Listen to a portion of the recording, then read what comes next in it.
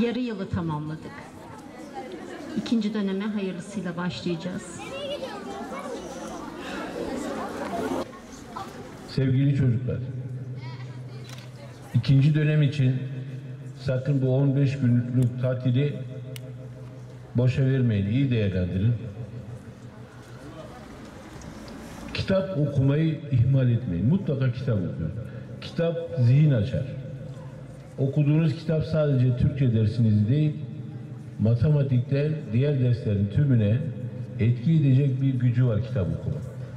Anlama kapasitenizi artıracağı için diğer derslerde de çok başarılı olacaksınız. Yani hiçbir şey yapmayacaklar için söylüyorum, mutlaka kitap okuyun. Kitap artı derslerinizi takip edin, birinci dönemi varsa vaktiniz tekrar edin, tekrar etmenizi öneririm. Özellikle 8. sınıflar. Sizin 1, 2, 3. sırada yer alan kardeşlerimize biz ödüllerini vereceğiz. Sonra öğretmenleriniz size karnelerini dağıtacak. Hepimiz için hayırlı olsun. Gel şöyle oğlum. Al bakalım. Tebrik ediyorum onu. Evet, okul birincimiz Muhammed. Onu seni tebrik ediyorum. Şöyle. Gel kızım şöyle yanaş. Tebrik ediyorum. Oğlum gel. Sınıflarında geçin. Sınıf rehber öğretmenlerimiz sınıfta çocukların karnelerini görüyor. Okulumuzdaki ilk dönemin sonuna gelmiş bulunmaktayız. Dediğimiz gibi çocuklar, geçmiş çok çabuk geçiyor. Gelecek ise çok uzun gelir. Onun için biz geçmişe değil, geleceğe takılmayacağız. Şimdiki günümüzün önemini, kıymetini bilmemiz lazım. Hepinize iyi tatiller diliyorum. Evet, Dene. Bilal. Ayşe Sena. İslam. Yasin. Sirac. Sana sürpriz yaptılar annenler. Söyleyemiyorlar. Yo, ben söyledim ki o önceden. Semire. Ay gözüne gidecek. Hocam ben sen kesin.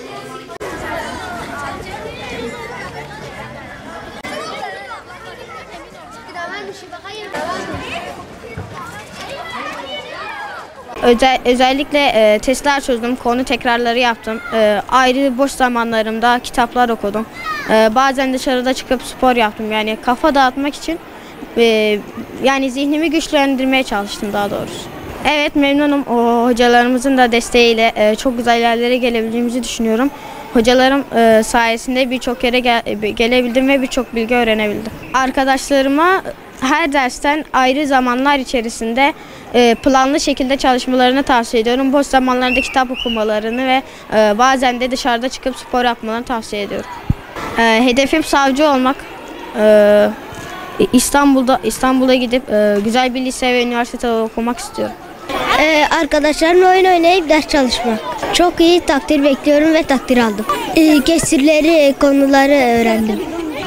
Emeğimin karşılığını aldım, mutluyum. Güzel bir his. Aldım test kitabını, test çözdüm. YouTube'dan konu anlatımlardan baktım. Öyle. Bu sene teşekkürle geçiyorum. Ders çalışacağım. İkinci dönem takdir almayı düşünüyorum. Kütüphaneye giderek bazenleri çalışıyordum. Evde de biraz tekrar ediyordum, hikaye okuyordum. Ben de hikaye okumalarını öneriyorum. Tabii ki gurur verici bir olay. Oğlumla gurur duyuyorum. Ayrıca milli iradenin başta okul müdürümüz Murat Aykat Bey'e, ondan sonra bütün öğretmenlere sonsuz teşekkürler ediyorum.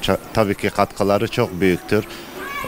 Okuldan da kesinlikle memnunuz. İnşallah oğlum ilerideki hayallerini gerçekleştirmek için elinden gayreti yapıyor ve o hedefe ulaşacağından eminim. Herkese de bu konuda yani başarılı olmasını temenni ediyorum. Açıkçası oğlum çalışma planlamasını kendi yapıyor. Tabii ki bu yani isteyerek olan bir şeydir.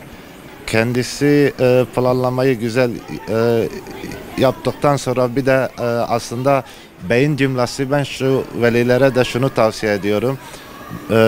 Yani bol bol kitap okusalar öğrenciler, bence gerisi gelir, yani başarı gelir.